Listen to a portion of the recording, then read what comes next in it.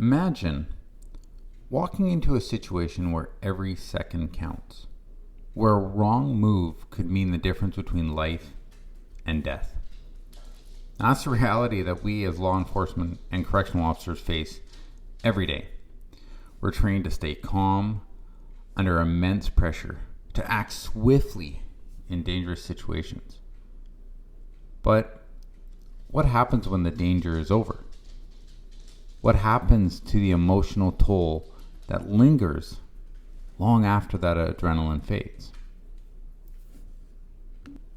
Today, we're diving deep into a hidden cost of high-stress situations.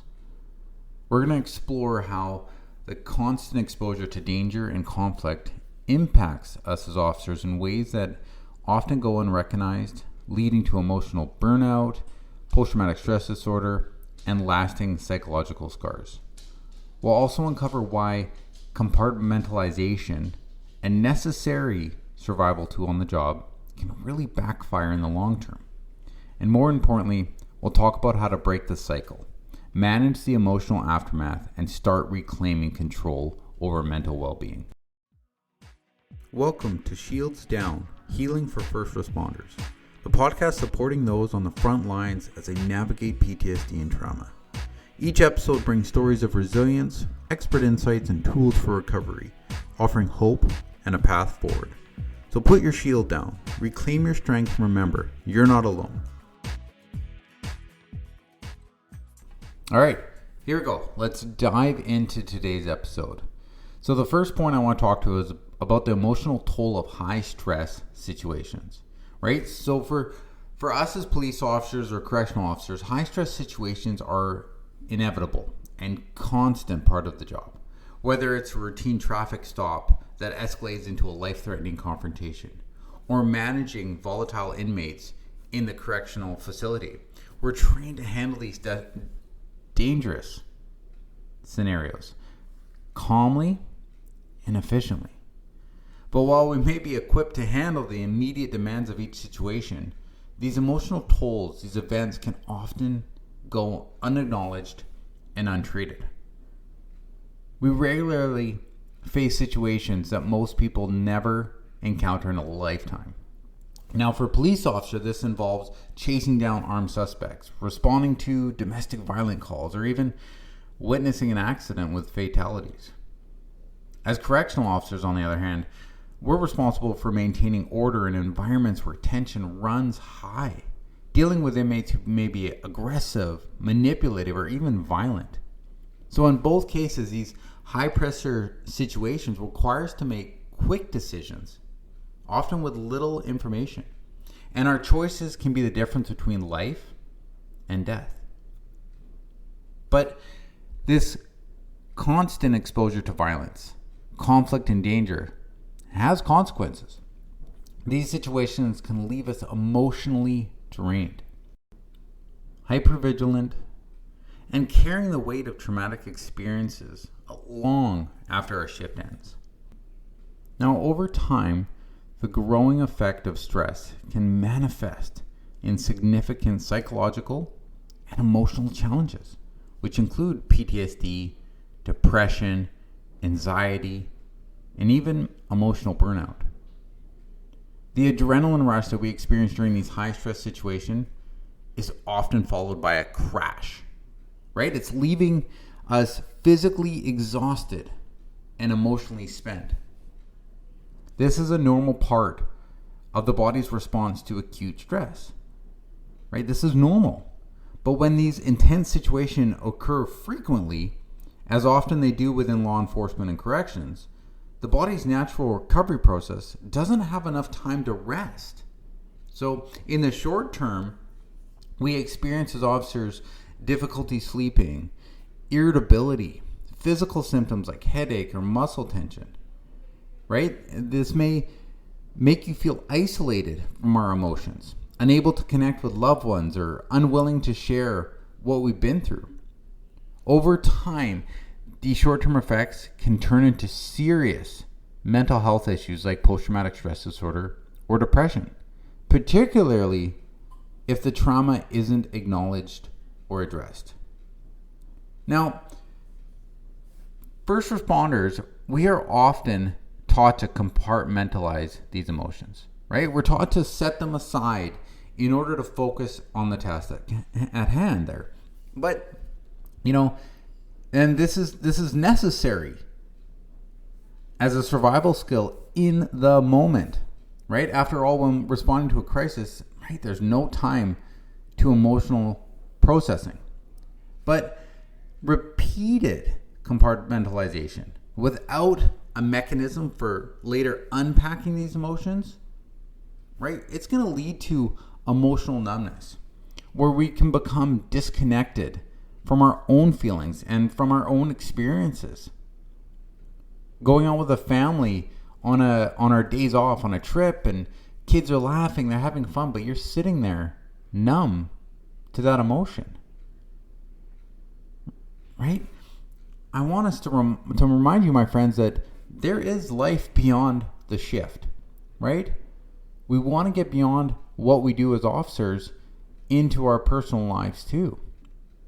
When we're constantly and continually suppressing or ignoring our emotions, they're going to resurface in unhealthy ways, right? Through anger, irritability, anxiety, emotional outbursts, or worse, right? It can make it difficult for us to process trauma properly, increasing the likelihood of developing post-traumatic stress disorder or other mental health disorders, right? It's all about a process. It's all about beginning that process and getting yourself healthy and moving forward with your life. Now, another long-term effect of high-stress situations is hypervigilance, right? Where officers are always on high alert, are constantly scanning their environment for threats. Well, this heightens our awareness is essential for surviving dangerous situations on the job. It really becomes a burden when we can't turn it off in our personal lives, right? It can lead to emotional exhaustion, right? You feel like you can never relax or let your guard down, even in safe environments like your home.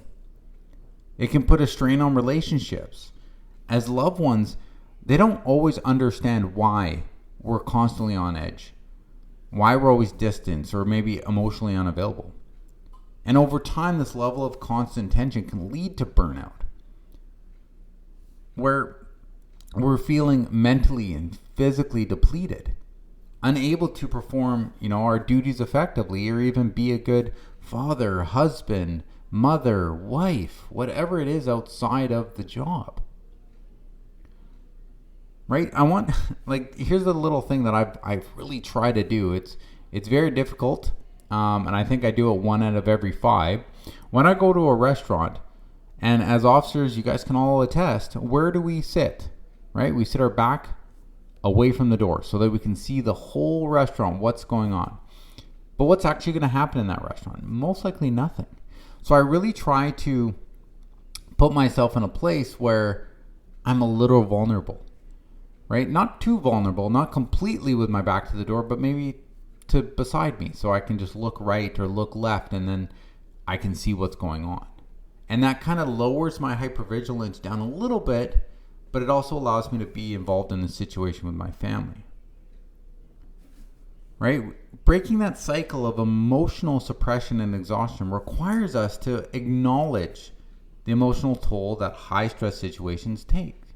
Right? This involves recognizing the signs of burnout, hypervigilance, and emotional numbness. Right? Seeking appropriate outlets of processing these emotions. Regular check-ins with mental health professionals, peer support groups, even informal debriefings with trusted colleagues can provide a space to release build up emotional pressures. Right? We can also benefit from mindfulness techniques that will help you reconnect with the present moment and reduce hypervigilance. Right? Hypervigilance is the what ifs. If we can bring ourselves back to this moment, if you're listening to me right now, focus only on my voice, that is mindfulness. Right? Things like grounding techniques, meditation, deep breathing exercises.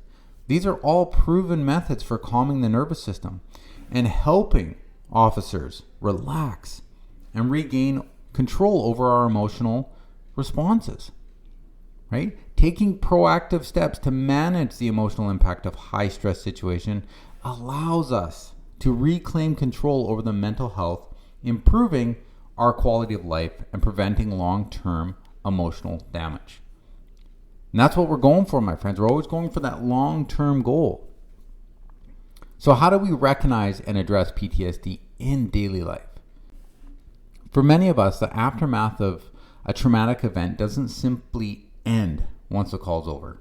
Instead, the impact of repeated exposure to high-stress, life-threatening situations can lead to PTSD, right? And this manifests slowly over time. It's like, filling a sink. It's like a single drip. The faucet, drip, drip, drip. Each event just builds and builds and builds, right? So the challenge for us is to recognize PTSD and to understand how deeply it affects our daily lives, both on and off duty. PTSD, it can be sneaky, right? It doesn't always appear as flashbacks or nightmares right away, right? It might show up in more subtle ways. Things like irritability, hypervigilance, and those emotional numbness I was talking about. Maybe withdrawing from families and friends, right? For example, maybe a police officer might start feeling distant from loved ones, right? They lose interest in activities they once enjoyed. Or maybe you're struggling with anger, frustration over seemingly minor things, right? The shifts in behavior are often signs that trauma you face on the job is really starting to take a toll on your mental health.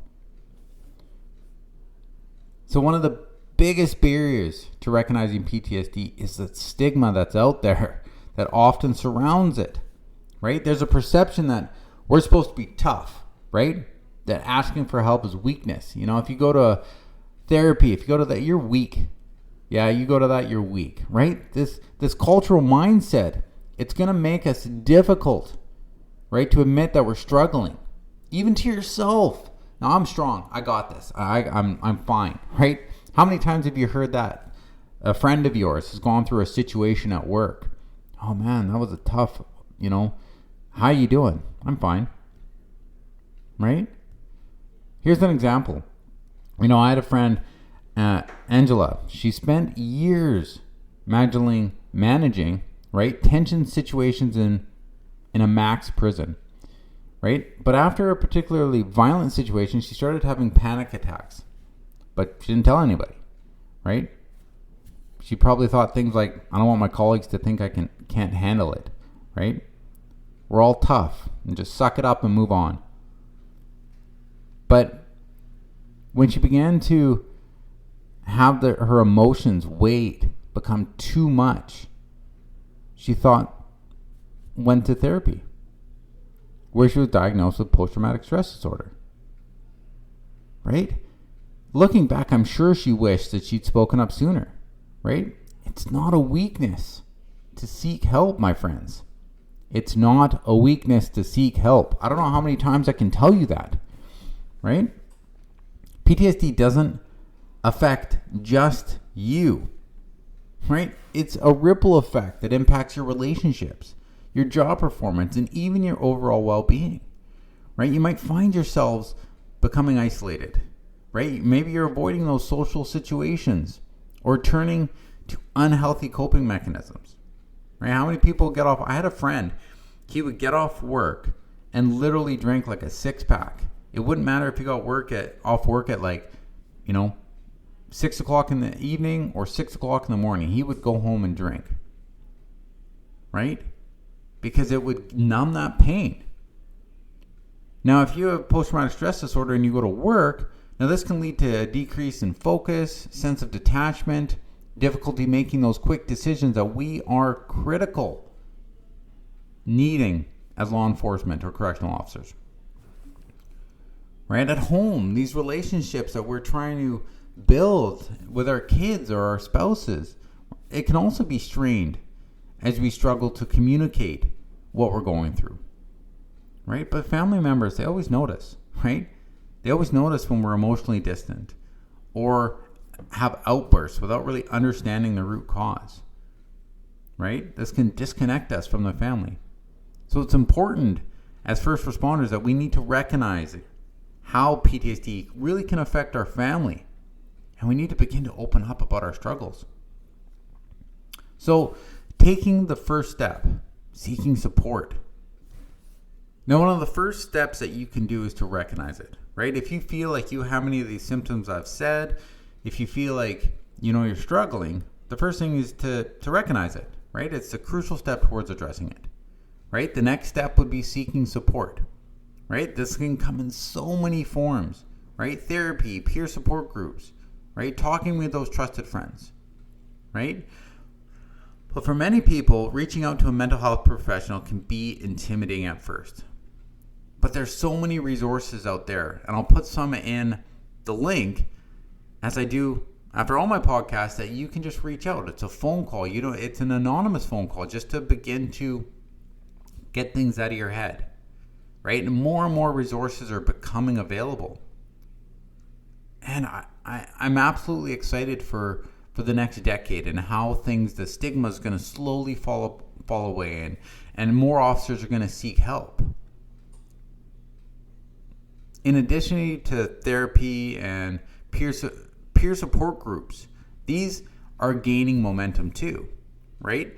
The programs allow officers to share their experiences with others who've gone through the same thing. And that's what I'm trying to do on these episodes, is I want to share my experiences to show you that you're not alone out there, my friends. I've gone to therapy. I've sought the help I've needed.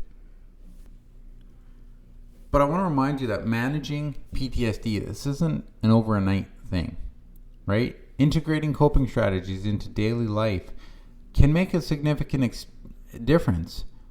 But you have to learn how to identify and manage emotional triggers, right? This is essential, right? Officers who can practice grounding techniques when you feel overwhelmed.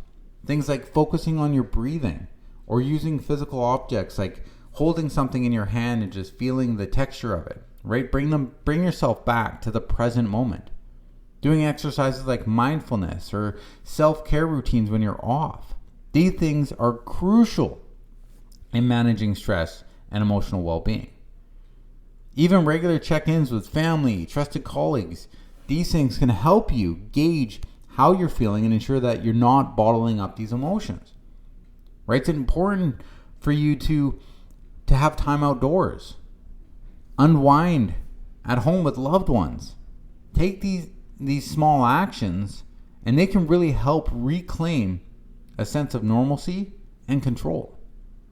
But you have to recognize the signs and symptoms, right? You have to break through that stigma. You have to take practical steps towards your recovery. And my brothers and sisters, this is going to help you begin to regain control and heal your life. Well, PTSD might be a part of your story right now, but it doesn't have to define your future.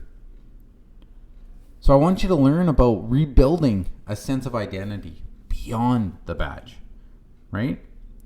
As first responders, our career becomes a very important part of our lives. Most of the times we're at work more than we're at home, right? The uniform, the badge, our daily responsibilities. It really becomes deeply intertwined with our identity. What's the first thing you usually, when you're meeting someone? Hey, how you doing? Hey, good. What do you do? Oh, I'm a police officer. I'm a correctional officer, right? It's part of our identity.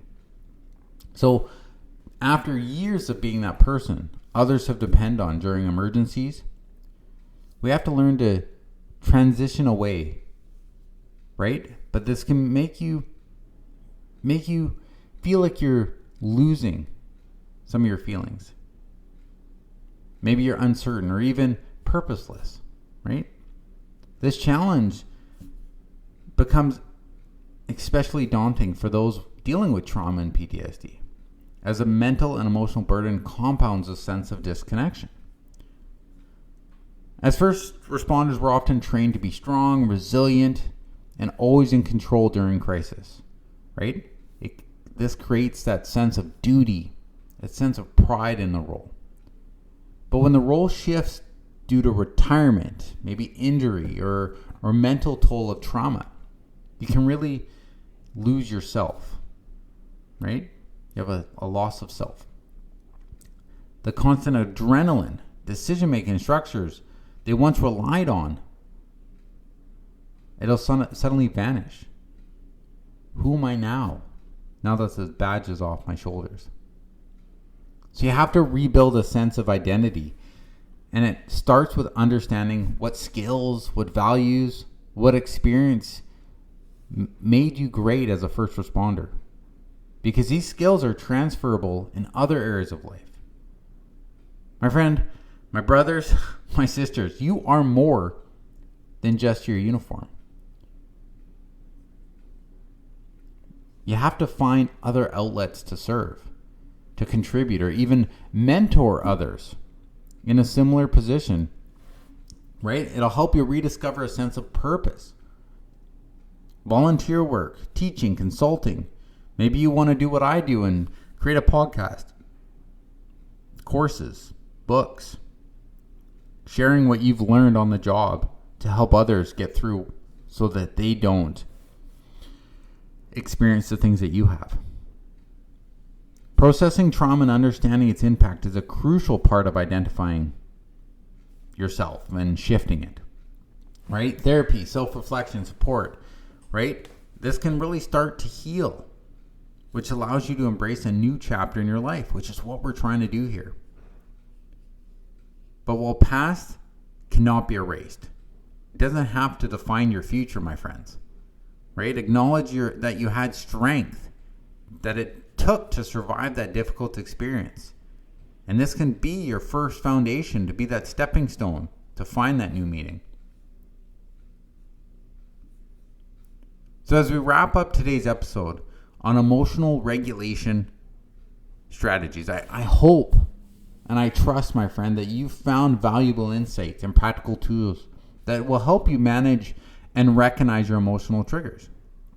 But remember this, the journey of emotional regulation, it's not going to be a one-time fix, but it's an ongoing practice. It's something you're going to have to do every single day for the rest of your life. But each strategy that I discuss, things like mindfulness or developing mechanisms, right?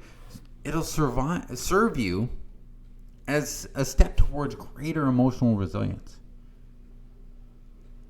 But my brothers and sisters, when we're faced with high situations regularly, these skills are not just beneficial, right? But they're essential. By incorporating these mental health techniques, these mindfulness techniques into your daily life, you're taking a proactive step to ensure that you're not just surviving, but you're thriving. And always know that support is available. You don't have to face these challenges alone. Reach out to your colleagues, your mentors, mental health professionals. Me, right? I'm here. Send me an email. I'll always respond to them.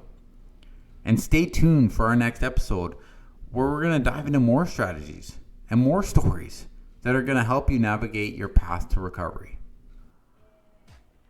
Thank you for tuning in to Shields Down, Healing for First Responders. Remember, healing is a journey, and each step forward matters. Now, if today's episode resonated with you, share it with someone who might need it. And don't forget to subscribe for more stories, insights, and tools for recovery. Together, we'll build a stronger, more resilient community. Until next time, stay safe, stay strong, and we'll see you on the next episode.